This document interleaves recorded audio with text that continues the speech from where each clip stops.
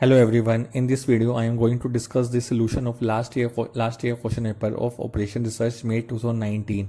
In my previous video, I have uploaded the question paper of Operation Research. I hope you all have seen it. If you have not seen it, kindly go through it. Now the query which is popping your mind, why I am doing this exercise, why I am taking all the previous year question paper. Reason being, by practicing of previous year question paper, you would know where you are lacking and how to fill that gap. By practicing of previous year question paper, definitely it would help you to prepare better in your exams. So start practicing, go through all the previous year question paper. That's why for this purpose I am making videos on previous year question paper. In this video I am taking last year question paper May 2019. So in this video I am going to discuss the first part of question paper, compulsory question. So first part is assumptions of linear programming. Start with the meaning of linear programming. Linear programming simply means it's a mathematical technique in which you have to maximize profit or minimize cost by using optimum utilization of resources. There are mainly four assumptions of linear programming. One is certainty, second one is divisibility. First, certainty, as per name says, everything is well known. So as per this assumption, all values related to objective function, related to resources, related to constraint, all values have given in a statement. You no need to guess any type of value. Second is divisibility. Divisibility means all the solution values of decision variable assumed to be continuous. It means you can take values in fractional form as well as non-fractional form. Like let's say example of water. अगर आप water measure करते हो, वो 1.5 metre भी हो सकता है और 1.5 लीटर भी हो सकता है एंड 1 लीटर भी हो सकता है. But there are some exceptional cases in case of man power, labour. You can't express labor in a decimal form. You can't say 1.5 labor are working in my factory. It doesn't make any sense in case of manpower. Either you have to say 1 labor, 2 labor, 3 labor. You can't say 2.5. So that's the meaning of divisibility. Third one is additivity. It simply means you have to take sum total. If you would have observed in practical questions of LP, start with the objective function maximization Z. Under maximization Z, you have to mention total profit of all products. Suppose there are two products, A and B. A denoted by X1, B denoted by X2.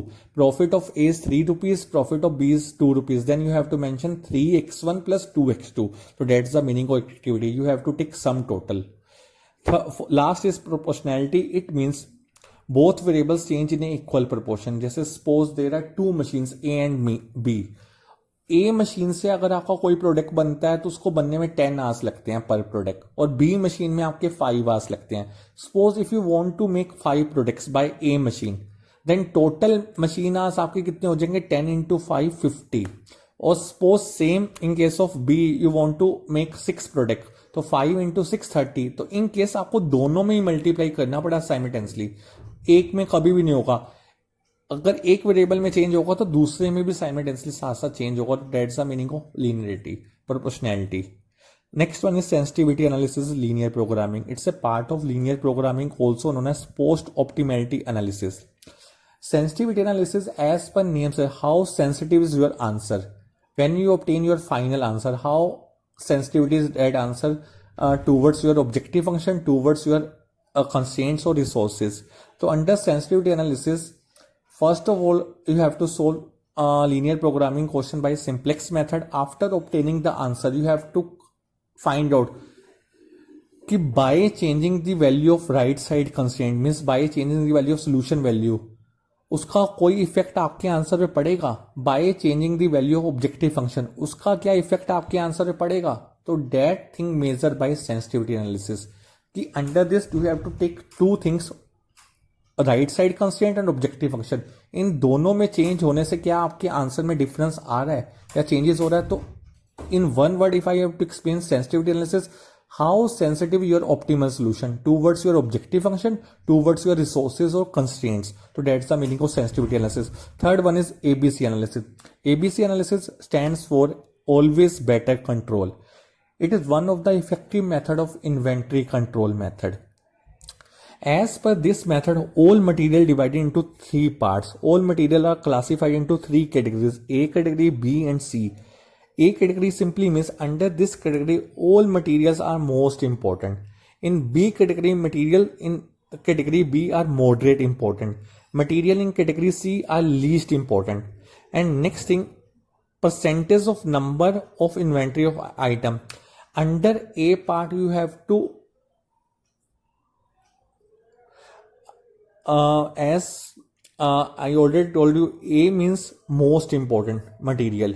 So under A, number of items under A, that is only 10%. Reason being, you have to put high supervision. You have to maintain strict control on A item because it contains all the valuable items. So that's why इसमें quantity भी कम होती है, like you can say in table 10%, in B moderate तो 20%, in C least important, no supervision, routine task, तो mostly inventory इसके अंदर involve होगी 70%. तो that's the meaning of ABC एनालिसिस. Next part is PERT and CPM. Difference between PERT and CPM. As you know, both are controlling technique. PERT stands for Program Evaluation Review Technique. CPM stands for Critical Path Method. Both are controlling technique to control standard time and cost.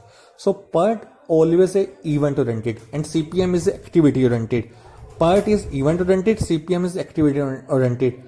PERT is always using first time handle problem. It always using newly project. CPM always uses repetitive projects. In case of research and development, you always use PERT. Reason being, every time you use new research.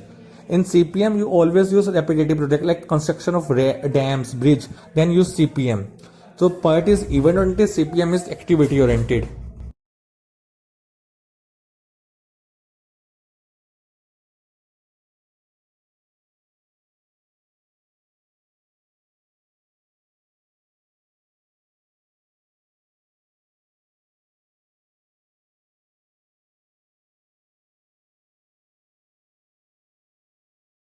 Last topic is goal programming.